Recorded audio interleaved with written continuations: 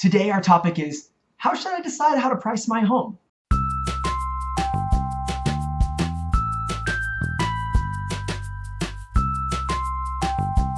Hi, I'm Matt Templeton with the Templeton Prime Properties team at Keller Williams Realty in Albuquerque, New Mexico.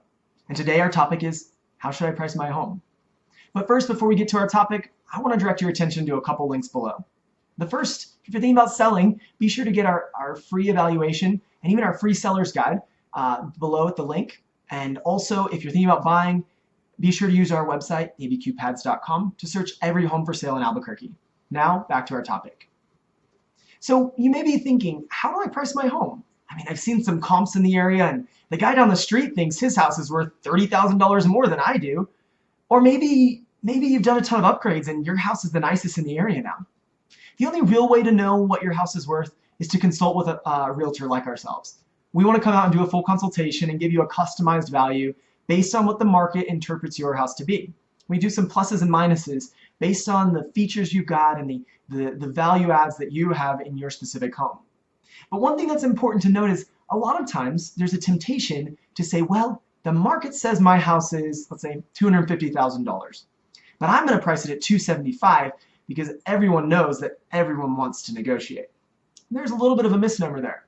Not everyone wants to negotiate, and actually the majority of the time, houses sell within 3% of their listing price. So 3% of a listing price is not nearly as much as that $25,000 difference. That's something to keep in mind. In fact, in our listings, the houses tend to only go about 1.5% below the listing price. So we negotiate better than the average for the market. So you know that you're saving money by our negotiating skills. One thing you should think about when deciding to price the property too is, how long is it going to sit on the market? If for some reason you priced it that high above the market, is it going to sit longer until a buyer decides to make an offer? Probably. Here's what we've found to be the true situation when we price too high.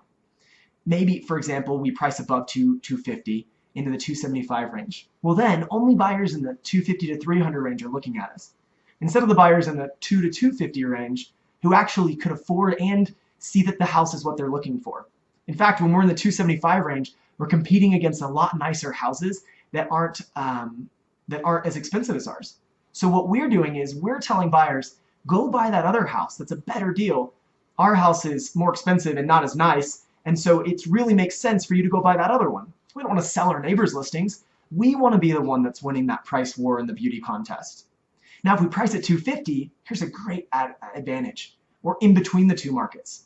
So whenever we have the opportunity to be in between two price brackets and it makes sense with the market pricing of what the market is telling us the house is worth, it's a huge advantage.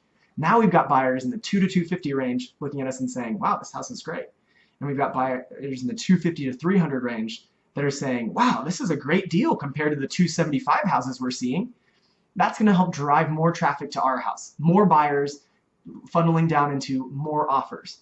And that's the way we like to drive multiple offers into our properties. Now, another thing to keep in mind is, if we did want to go for premium pricing, maybe slightly above what the market says, we want to make sure that the house is stunning. It has to look the part, like a model home. Buyers are used to watching HGTV and seeing incredible homes, and they start using that as a baseline for what they expect when they go to see homes. So if our house isn't staged well and presented in the best possible light, they skip over it. Or they start discounting the property and saying, oh, needs paint. That's $10,000 off the price. Oh, this house doesn't feel new. Maybe it's just missing good furniture. And maybe it is new. Maybe it's only a couple years old. But if it doesn't feel new, or if it doesn't feel the right way, then they're going to discount another $10,000, another $20,000. And then all of a sudden, a house that was premiumly priced, for some reason, buyers thought that it wasn't worth it, and they make offers that are much less. That's when you start hearing buyers offering lowball prices, because they don't see the value in the home. But if a property is priced well, presented well, and marketed well by a professional realtor, you're more likely to get at or above listing price and get the most money for your home in the shortest amount of time. We'd love to help you get the most amount of money in the shortest amount of time with our marketing techniques. Feel free to call us. Our number is 505-750-3305. We enjoy being your real estate resource, and we really appreciate your time. Feel free to use our blog as a resource for information, and let us know if you have any other questions we can help you with.